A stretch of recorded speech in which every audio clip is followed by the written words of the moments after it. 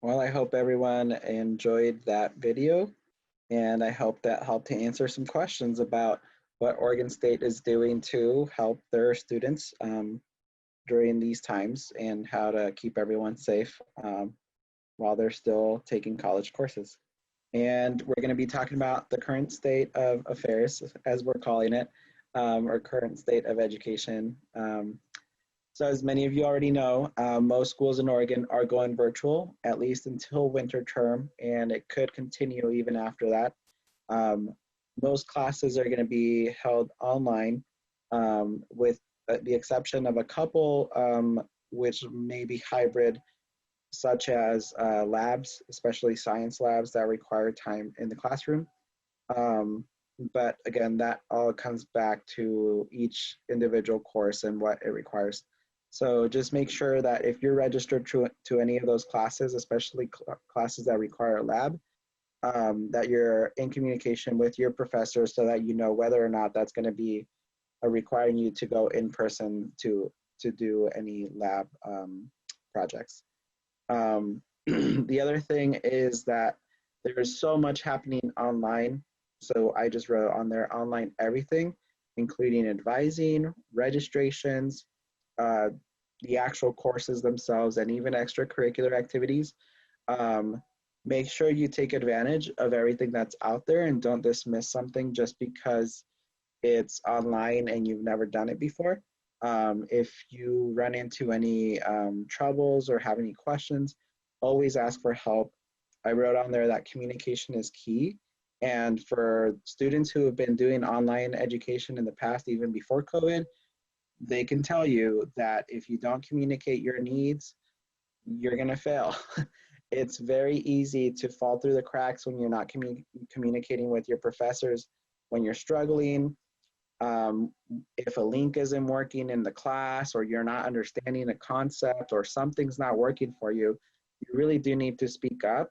And it's really on you to initiate that communication. It's a little harder than it is if you were in person because it's very easy to just raise your hand or approach the professor after class when you're done. But when you're online, you have to take it upon yourself to start an email and send that to your professor or even your classmates to just ask questions and engage. The other thing is it's very different to take classes online than it is in person because in person you have that physical commitment that requires you to be there in person at a certain time. With online, sometimes you don't even all have to connect at the same time. So really you could be connecting at any time to do your work, but it's very easy to put that off and time will pass and then the next day will pass and before you know it a whole week has passed, and that's why it's very easy for some folks to fall very behind and even fail their courses because they weren't connecting on a consistent basis. So just keep that in mind. Try not to procrastinate, especially when you're taking a class online, because it can get very easy to fall through those cracks and then be too late to catch up. So make sure you're connecting every week. You have a schedule set up where you're spending 1 to 2 hours a night or every other night to make sure that you're keeping on top of things. Um, Take advantage of resources available to you. Ask for help when you need it. Remember, you still have access to your advisors. You still have access to your professors. They still have office hours. And even creating a community with your peers. You can still have study time together, connect via phone, via FaceTime, via Zoom, or texting, whatever works for you. That's all still possible. It's just going to look a little different than it did when you were getting together in person.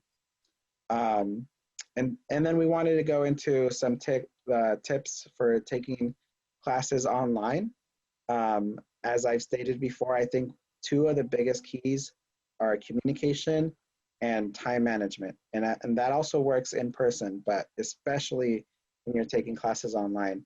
You want to make sure that you create a calendar for yourself and you know when your assignments are due, because you'll notice that I think in my experience most classes had things due on either Sundays Mondays or Fridays.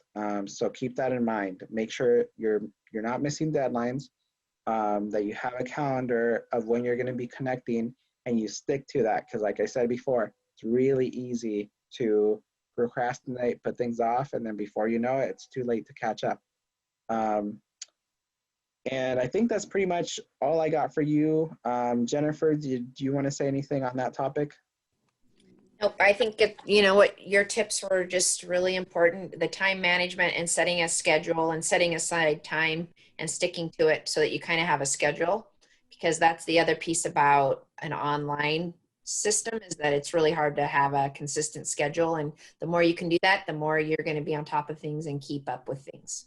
And again, Yes. don't hesitate to ask for help. Please know there are a lot of people that want to help you be successful this fall term. We know it looks different and it won't be as fun doing online classes, but it's possible. And there are a lot of people that want to help you.